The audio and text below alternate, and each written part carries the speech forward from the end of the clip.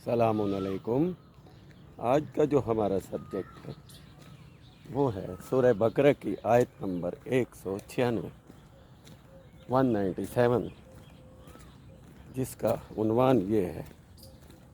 وَأَتِمُّوا الْحَجَّ وَالْعُمْرَةَ لِلَّهِ۔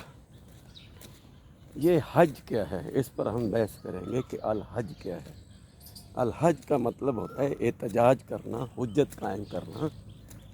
اور زندگی جد و جہد کے ساتھ گزارنا، اور ساتھ میں عمرہ بھی ہے کہ عمرہ کا مطلب ہے کہ آپ نے جتنی بھی زندگی گزاری ہے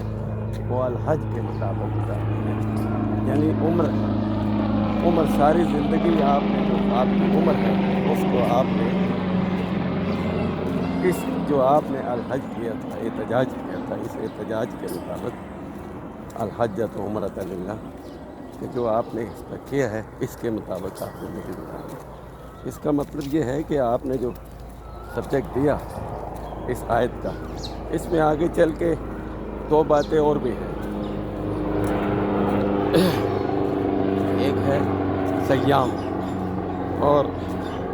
دوسرا ہے رؤوسکم۔ تو رؤوسکم جو ہے اس کا مطلب ہوتا ہے کہ رئیس، یعنی با کمال اور با کردار لوگ،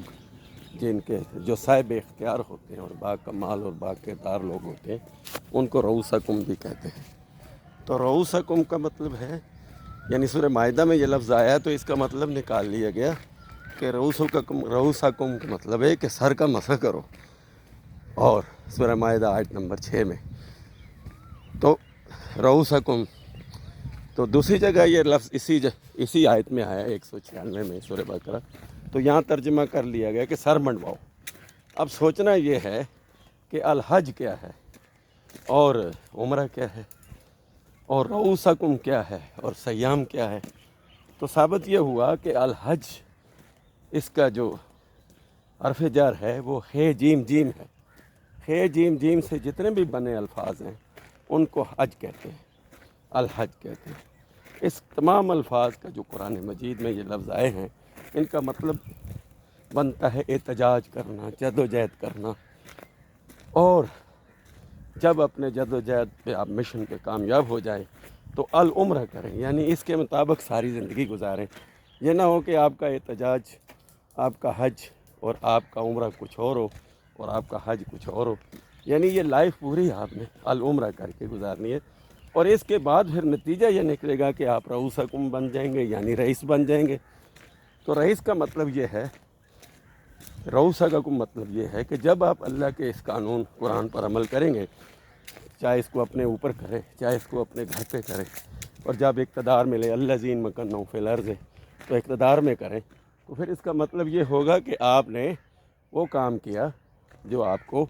حکم دیا گیا تھا، اور جب آپ کو اقتدار مل گیا تو آپ نے الحج کرنا ہے اور العمرہ بھی کرنا ہے۔ تو پھر اس کے مطابق جیسے رسول اللہ نے قرآن مکمل کر کے، کہتے ہیں نا کہ رسول اللہ نے پوری لائف میں ایک ہی حج کیا، تو حج کا مطلب یہ تھا کہ انہوں نے احتجاج کیا، پہلے غریبوں کو اور مسکینوں کو اور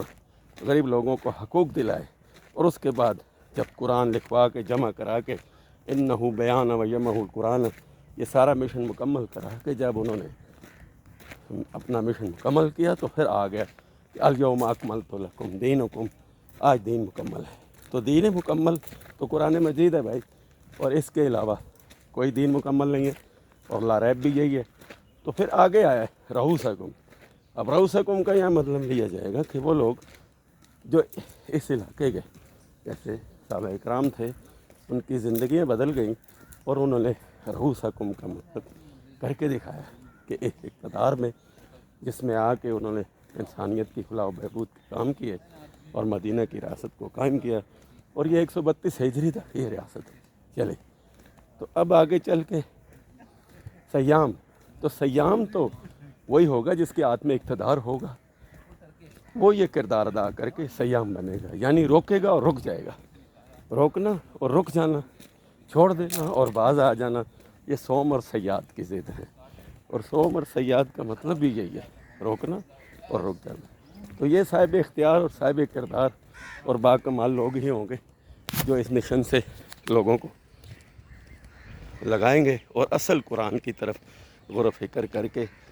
جناب علی آپ کو سمجھ لگے گی کہ اصل قرآن کیا ہے۔ ہمیں تو توڑ موڑ کے ترجمے کر کے بتائے گئے، غور و فکر نہیں کیا گیا اور نہ ہی کرنے دیا گیا،